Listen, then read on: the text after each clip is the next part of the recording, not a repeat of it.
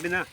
ಈಗ ನಾವು ಬಿಸಿಲು ಬರತಕ್ಕಂಥ ಪ್ರದೇಶಗಳಲ್ಲಿ ಓಕೆ ಸಿಟ್ರಸ್ ಫ್ಯಾಮಿಲಿ ನಿಂಬೆ ಜಾತಿ ಗಿಡಗಳನ್ನು ಬೆಳೀರಿ ಅಂತ ಹೇಳ್ತೀವಿ. ಈಗ ಸ್ವೀಟ್ ಲೈಮ್ ಮೂಸಂಬಿ ನೀವು ಬೆಳೀತಿದ್ದೀರಾ, ಕಿತ್ತಲೆ ಬೆಳಿಬೋದು, ನಿಂಬೆ ಬೆಳಿಬೋದು. ಈಗ ನೀವು ಹೊಸದಾಗಿ ತೋಟ ಮಾಡುವಾಗ ಬಯಲು ಪ್ರದೇಶದಲ್ಲಿ ನಿಂಬೆ ಗಿಡಗಳನ್ನು ಹಾಕ್ತೀವಿ. ನಿಂಬೆ ಗಿಡ ಹಾಕಿದಾಗ ಅದಕ್ಕೆ ನೆರಳು ಬೇಕು, ಪ್ರಾರಂಭದಲ್ಲಿ ನೆರಳು ಬೇಕು. ನಿಂಬೆಗೆ ಬಿಸಿಲು ಇಷ್ಟಪಟ್ಟರೂ ಪ್ರಾಥಮಿಕ ಹಂತದಲ್ಲಿ ಅರ್ಲಿ ಸ್ಟೇಜಲ್ಲಿ ನಿಂಬೆ ಗಿಡ ನೆಟ್ಟಾಗ ಅದರ ಬುಡದಲ್ಲಿ ಬೇಸಿನ್ ಆಫ್ ದ ಪ್ಲ್ಯಾಂಟಲ್ಲಿ ತೇವಾಂಶ ಇರಬೇಕು.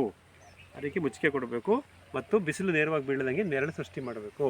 ಹಾಗಾಗಿ ನಾವಿಲ್ಲೇನು ಮಾಡಿದ್ದೀವಿ, ನಮ್ಮ ಈ ಮುಖ್ಯ ಬೆಳೆ ನಿಂಬೆ, ಸಂಗಾತಿ ಬೆಳೆ ನುಗ್ಗೆ ಹಾಕಿದ್ದೀವಿ. ಸೊ ನೀವು ಇದೇ ಥರ ಮಾಡಿರಿ. ನೀವು ನಿಮ್ಮ ಮುಖ್ಯ ಬೆಳೆ ಹಾಕಿ ನಿಂಬೆ, ಕಿತ್ತಲೆ, ಮೋಸಂಬಿ, ಚಕೋತ, ಸಿಟ್ರಸ್ ಫ್ಯಾಮಿಲಿ ಯಾವ್ದಾರು ಹಾಕಿ ನಿಮ್ಮೂರಲ್ಲಿ ಚೆನ್ನಾಗಿ ಬರುತ್ತೆ. ಆ ನಿಂಬೆ ಗಿಡಕ್ಕೆ ಸಂಗಾತಿ ಗಿಡವಾಗಿ ನುಗ್ಗೆ ಗಿಡ ಹಾಕಿ. ನುಗ್ಗೆಯು ಬಿಸಿಲನ್ನು ಇಷ್ಟಪಟ್ಟು ಬೆಳೆಯುತ್ತೆ, ಕಡಿಮೆ ನೀರಿನಲ್ಲಿ ಬೆಳೆಯುತ್ತೆ. ಹಾಗಾಗಿ ನುಗ್ಗೆಯನ್ನು ಹಾಕ್ತಾ ಹೋಗಿ. ಇಲ್ಲಿ ನಾನೊಂದು ಮಿಸ್ಟೇಕ್ ಮಾಡಿದ್ದೀನಿ, ನೀವು ಇಲ್ಲಿ ಗಮನಿಸಿ. ನನ್ನ ಮುಖ್ಯ ಬೆಳೆ ನಿಂಬೆ ಮತ್ತು ಸಂಗಾತಿ ಬೆಳೆ ನುಗ್ಗೆ ಇವೆರಡರ ಮಧ್ಯೆ ನೋಡಿ 1, 2,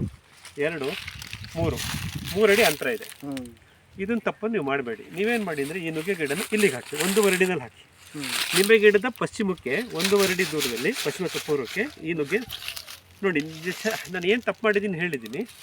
ಈ ನುಗ್ಗೆ ಗಿಡ ಇಲ್ಲಿದೆ, ಇದ್ರ ನೆರಳು ಇದಕ್ಕೆ ಸೃಷ್ಟಿ ಆಗ್ತಾ ಇದೆ, ತೊಂದರೆ ಇಲ್ಲ. ಆದರೆ ಇದರ ಬೇರಿನಲ್ಲಿರ್ತಕ್ಕಂಥ ಸಾರಜನಕ ಸ್ಥಿರೀಕರಣ ಸೂಕ್ಷ್ಮಜೀವಿಗಳಿಂದ ಸ್ಥಿರೀಕರಿಸಲ್ಪಟ್ಟಂಥ ಸಾರಜನಕ ನೈಟ್ರೋಜನ್ನು ಇದಕ್ಕೆ ಸಿಗ್ತಾ ಇಲ್ಲ. ಯಾಕಂದರೆ ಇವೆರಡರ ಮಧ್ಯೆ 3 ಅಡಿ ಅಂತರ ಇರೋದ್ರಿಂದ ನೆಟ್ವರ್ಕ್ ಇಲ್ಲ. ಇಲ್ಲಿ ಫಿಕ್ಸ್ ಆಗಿದ್ದಂಥ ನೈಟ್ರೋಜನ್ ಅಲ್ಲಿಗೆ ಬರ್ತಾ ಇಲ್ಲ.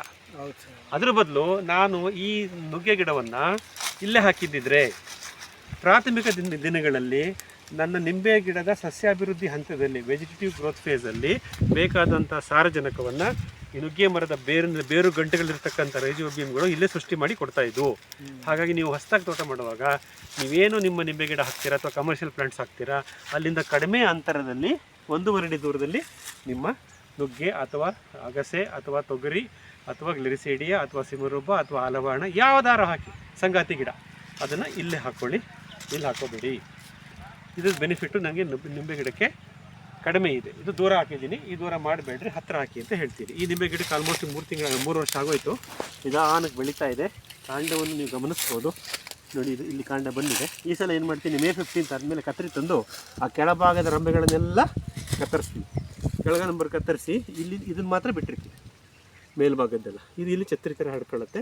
ಇದು ಹೇಗಿರಬೇಕು ಅಂದರೆ, ಇದು 4-5 ವರ್ಷ ಆದಮೇಲೆ ದೊಡ್ಡ ಮರ ಆಗುತ್ತಲ್ಲ, ಮರ ಆದಮೇಲೆ ನಿಮಗೆ ಗೊತ್ತಿದೆ ಸ್ವೀಟ್ ಲೈಮ್ ಬೆಳೆಯೋರು.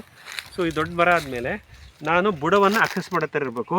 ನಾನು ಅಥವಾ ಈ ಪುಟ್ಟಿ ಅಲ್ಲೋ ಕೂತ್ಕೋಬೇಕು, ಇಲ್ಲಿ ಬುಡದ ಪಕ್ಕ ಕೂತ್ಕೊಂಡ್ಬಿಟ್ಟು ಒಂದು ಕೊಕ್ಕೆ ಥರದ ಕೋಲ್ ಮಾಡ್ಕೊಂಡು ಇದಕ್ಕೆ ಹಾಕ್ಬಿಟ್ಟು ಹಿಂಗೆ ಅಲ್ಲಾಡಿಸಿದ್ರೆ ಹಣ್ಣೆಲ್ಲ ದಬ ಬೀಳುತ್ತೆ.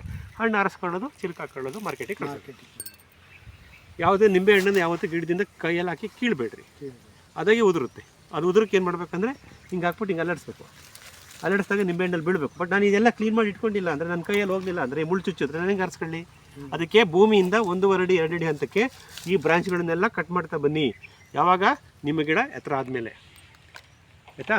ಇದು ನಿಂಬೆ ಕೃಷಿನಲ್ಲಿ ನಾವು ಗಮನಿಸ್ಬೋದಾದಂಥ ಇನ್ನೊಂದು ಮುಖ್ಯವಾದ ಅಂಶ. Thank you.